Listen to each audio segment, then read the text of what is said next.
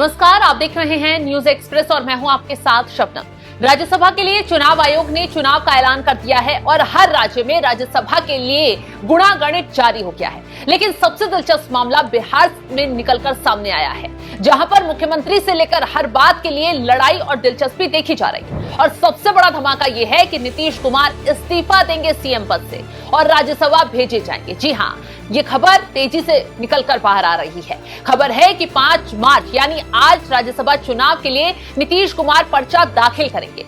खबरों की माने तो सुबह 11:30 बजे खुद नीतीश कुमार भी नामांकन दाखिल करेंगे। हालांकि अभी तक कोई आधिकारिक पुष्टि इस मामले को लेकर नहीं हुई है, लेकिन सवाल सिर्फ नामांकन का नहीं है। सवाल है कि क्या बिहार में सत्ता परिवर्तन की पटकथा लिखी जा चुकी है। पिछले हफ्ते 75 साल के हुए नीतीश कुमार बिहार की राजनीति का सबसे स्थायी चेहरा रहे हैं। 2025 विधानसभा चुनाव में एनडीए की जीत का चेहरा वही थे और इसी वजह से उन्हें 10वीं बार मुख्यमंत्री की शपथ दिलवाई गई।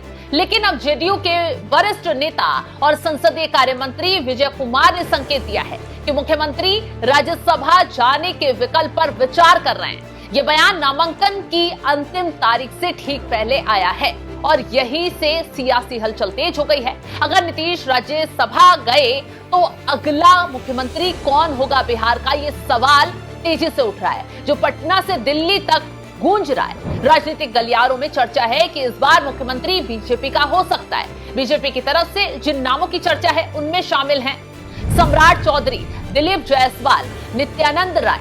इन नामों पर अभी कोई आधिकारिक मोहर तो नहीं लगी है, ना ही आधिकारिक पुष्टि हुई है, लेकिन संकेत साफ है कि बीजेपी इस बार बड़ा दांव खेलने की तैयारी में है।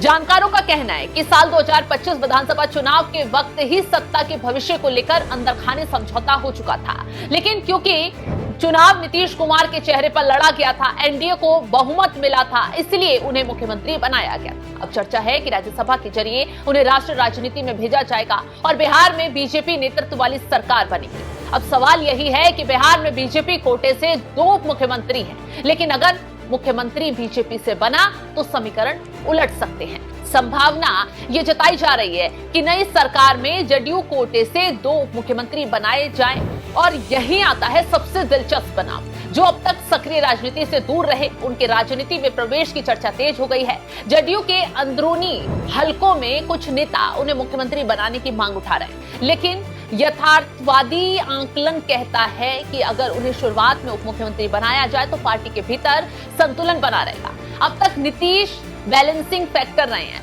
कभी बीजेपी के साथ तो कभी महागठबंधन के साथ, लेकिन अगर वे सक्रिय राज्य राजनीति से हटते हैं तो जेडीयू की ताकत कितनी बचेगी। क्या पार्टी बीजेपी की जूनियर पार्टनर बन जाएगी या फिर नीतीश के जरिए अपनी स्वतंत्र पहचान बनाए रखेगी। दिल्ली में भी यही बदलाव साधारण नहीं माना जा रहा है। इस पूरे घटनाक्रम पर विपक्ष भी नजर गड़ाए हुए है। अगर बीजेपी का मुख्यमंत्री बनता है तो विपक्ष जनादेश की अनदेखी का मुद्दा उठा सकता है, क्योंकि 2025 में चुनाव नीतीश कुमार के चेहरे पर लड़ा गया था। हालांकि बीजेपी सबसे बड़ी पार्टी बनी थी, लेकिन एनडीए तर्क देगा कि सरकार गठबंधन की है, चेहरा बदला तो जनादेश नहीं बदलता। अगर 5 मार्च को नामांकन दाखिल होता है, यानी आज अगर नीतीश कुमार नामांकन दाखिल करते हैं, तो ये सिर्फ एक कागजी प्रक्रिया नहीं होगी, ये बिहार की राजनीति में एक नए अध्याय की शुरुआत हो सकती है। देखना दिलचस्प होता है कि क्या आगे होता है। वैसे पलटू चाचा को आप जानते ही हैं, नीतीश कुमार कब कहां पलट जाए ये कहा नहीं जा सकता। अब क्या कर जाए किसी को ये भी मालूम नहीं है। अब क्या वो नामांकन दाखिल करते हैं, मुख्यमंत्री की कुर्सी छोड़ते हैं या नहीं, खैर ये तो देखने वाली बात होगी। कुछ वक्त बाद ये क्लियर हो भी सकता है। तो इस खबर को लेकर आप क्या कुछ राय रखते हैं, कमेंट बॉक्स में जरूर बताइएगा और तमाम बड़ी खबरों की अपडेट के लिए आप हमारे साथ जुड़े रहें। नमस्कार।